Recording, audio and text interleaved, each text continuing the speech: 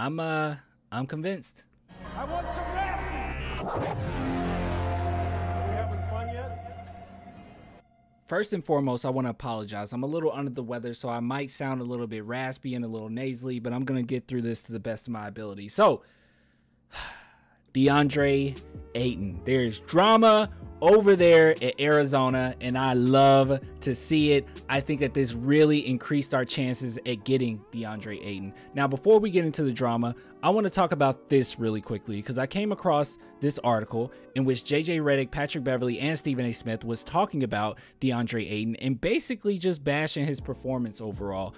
They were talking about whether or not he deserves extra money, just discussing the game as a whole and how embarrassing it was for the Phoenix Suns, which it was very embarrassing. But they had some opinions that I didn't necessarily agree with, and I'm going to use this to segue into my other points on DeAndre Ayton. So first and foremost, Redick said Ayton's fantastic, and then Beverly quickly responded, whoa, he's okay. You know how Pat Bev is. I'm not going to get too irritated at that.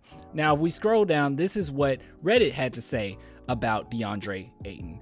There's a reason they didn't max him, Stephen A. There's a reason they didn't max him. It has nothing to do with the playoff performance. He was good in the playoffs last year. The reason they didn't max him was because there's questions about his attitude and character. Boom, there you go. And then we scroll down. Stephen A. Smith says, moments like yesterday matter because people who cut checks look for an excuse not to give it to you. Even if they're wrong, they look for an excuse not to give it to you, and it's important you don't provide it to them. And when a Game 7 arrives, that's an important moment. It dictates a lot. And if you are DeAndre Ayton, they're going to remember that. First and foremost, now, I don't think the Phoenix Suns needed much of an excuse not to give him an extension. He literally went to the finals at the age of 22. He helped them get to the finals. I don't think that a Game 7 in the second round was like the end all be all. I don't think they wanted to pay him anyway.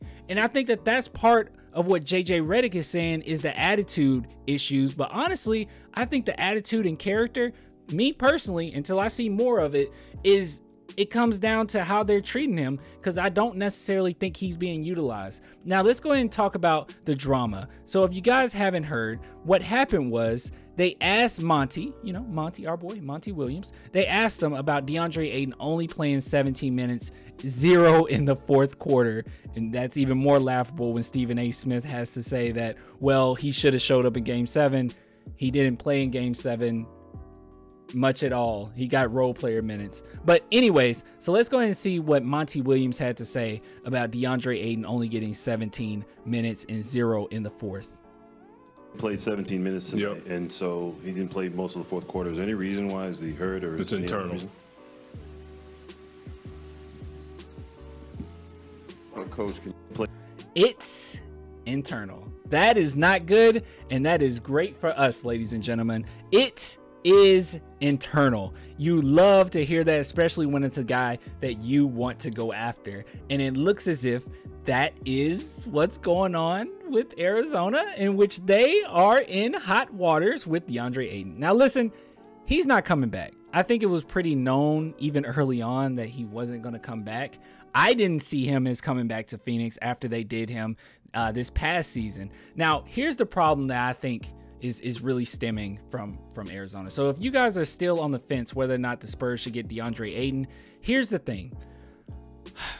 I know you look at his stats and you're like, he's not progressing that much. He's not getting that much better. He's supposed to be a star big in the NBA. I will say this, ever since he went to Phoenix Suns, I don't believe that they utilized him to his strengths at all. They've utilized him in a way that you could get JaVale McGee to do what they're asking him to do. He is really a second, if not third afterthought behind Chris Paul and Devin Booker at this point. They're not utilizing him how he should be utilized. And I think that that's partly why those character flaws or issues that he's having is coming up, because he's not getting utilized how he believes he should. And even with that being said, even with him being in a position where I don't even think that he can thrive in, he's still averaging a double-double, 16.3 points and 10 total rebounds his rookie year. And if you move down his entire career thus far, only 4 seasons, he's averaged a double-double.